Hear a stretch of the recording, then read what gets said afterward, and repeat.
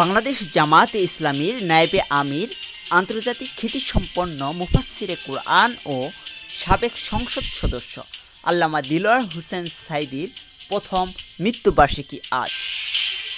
এ উপলক্ষে রাজধানীর জাতীয় মসজিদ বাইতুল মুকাররমে দোয়া মাহফিলের আয়োজন করেছে মুসল্লি পরিষদ। জানা গেছে, সাঈদীর মৃত্যুবার্ষিকী উপলক্ষে একাধিক কর্মসূচি হাতে নিয়েছে জামায়াত। বাইতুল মুকাররমে বিকাল ৪টা থেকে এশা পর্যন্ত দোয়া মাহফিল চলবে। এছাড়া দেশের বিভিন্ন মসজিদ মাদ্রাসাতেও দোয়ার আয়োজন করা হবে।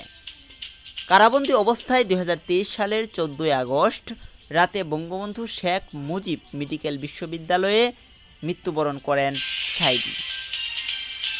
সেদিন রাতে গাজীপুরের কাশিমপুর কারাগারে আল্লামা সাঈদী হঠাৎ অসুস্থ হয়ে পড়েন। পরে তাকে শহীদ তাজউদ্দিন আহমেদ মেডিকেল কলেজ হাসপাতালে নেওয়া হয়েছিল। শারীরিক জটিলতা বিবেচনা করে সাঈদীকে উন্নত চিকিৎসার পরামর্শ দেন চিকিৎসকরা।